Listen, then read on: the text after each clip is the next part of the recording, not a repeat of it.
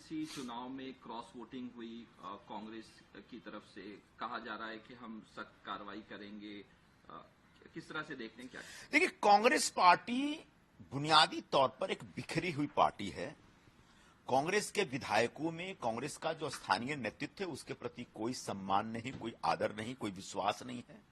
और जो महाराष्ट्र का नेतृत्व जिनके हाथ में दिया गया वह भी बाकी जो कांग्रेस के नेतागण हैं, जो विधायक हैं या बाकी लोग हैं, उनके साथ उनका कोई समन्वय नहीं है, कोई रिश्ता नहीं है। तो ऐसे में एक बिखरी हुई पार्टी है।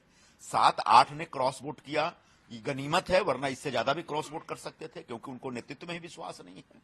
अच्छा, जहां तक अब उनके अंदर से बयान आ रहा है कि ये गद्दार हैं और ट्रेटर, इनके खिलाफ कार्रवाई होगी, ये सब दिखावा है।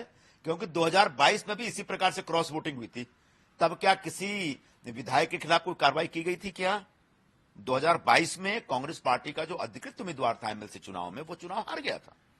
अच्छा, इस बार भी जिन लोगों ने विद्रोह किया, जिन लोगों ने क्रॉस वोटिंग की, उनके खिलाफ हम कार्रवाई करेंगे। ये अभी 15 दिन हो गए, चुनाव के नतीजे आए 10 दिन से ज्यादा होने को, 1 हफ्ते ज्यादा होने को है, और अभी तक आप सोच ही रहे हैं। तो ये बेसिकली दिखावा है। सच ये है कि कांग्रेस पार्टी एक बहुत ही कमजोर स्थिति में इस समय है।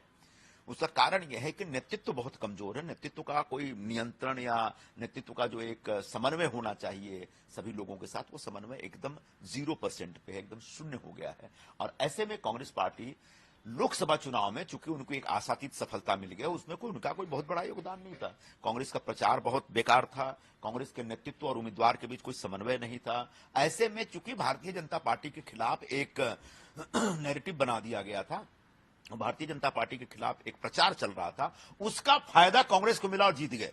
इसका मतलब ये नहीं कि अगला चुनाव में जीत रहे। कांग्रेस पार्टी अगले चुनाव में, विधानसभा चुनाव में बहुत खराब चुनाव में क्रॉस वोटिंग हुई कांग्रेस की तरफ से। कहा जा रहा है कि हम सख्त कार्रवाई करेंगे। किस तरह से देखते हैं, क्या देखिए, कांग्रेस पार्टी बुनियादी तौर पर एक बिखरी हुई पार्टी है। कांग्रेस के विधायकों में कांग्रेस का जो स्थानीय नेतृत्व है उसके प्रति कोई सम्मान नहीं, कोई आदर नहीं, कोई विश्वास नहीं है। और जो महाराष्ट्र का नेतृत्व जिनके हाथ में दिया गया वह भी बाकी जो कांग्रेस के नेतागण हैं, जो विधायक हैं या बाकी लोग हैं, उनके साथ उनका कोई समन्वय नहीं है, कोई रिश्ता नहीं है। तो ऐसे में एक बिखरी हुई पार्टी है। 7-8 ने क्रॉस वोट किया, ये गनीमत है, वरना इससे ज्यादा भी क्रॉस वोट कर सकते थे, क्योंकि उनको नेतृत्व में ही विश्वास नहीं है। अच्छा, जहां तक अब उनके अंदर से बयान आ रहा है कि ये गद्दार हैं और ट्रेटर, इनके खिलाफ कार्रवाई होगी, ये सब दिखावा है। क्योंकि 2022 में भी इसी प्रकार से क्रॉस वोटिंग हुई थी। तब क्या किसी विधायक के खिलाफ कोई कार्रवाई की गई थी? क्या 2022 में कांग्रेस पार्टी का जो अधिकृत उम्मीदवार था एमएलसी चुनाव में, वो चुनाव हार गया था। अच्छा, इस बार भी जिन लोगों ने विद्रोह किया, जिन लोगों ने क्रॉस वोटिंग की, उनके खिलाफ हम कार्रवाई करेंगे। ये अभी 15 दिन हो गए, चुनाव के नतीजे आए 10 दिन से ज्यादा होने को, 1 हफ्ते ज्यादा होने को है, और अभी तक आप सोच ही रहे हैं। तो ये बेसिकली दिखावा है। सच ये है कि कांग्रेस पार्टी एक बहुत ही कमजोर स्थिति में इस समय है। उसका कारण यह है कि नेतृत्व बहुत कमजोर है। नेतृत्व का कोई नियंत्रण या नेतृत्व का जो एक समन्वय होना चाहिए सभी लोगों के साथ, वो समन्वय एकदम 0% पे है, एकदम शून्य हो गया है।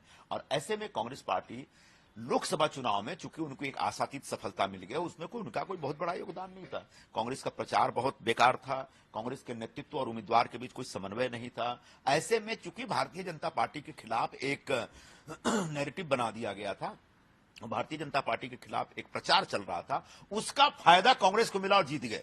इसका मतलब ये नहीं कि अगला चुनाव में जीत रहे। कांग्रेस पार्टी अगले चुनाव में, विधानसभा चुनाव में बहुत न्यूज नेशन अब व्हाट्सएप पर खबरों के ताजा अपडेट के लिए न्यूज नेशन के इस क्यूआर कोड को स्कैन करें।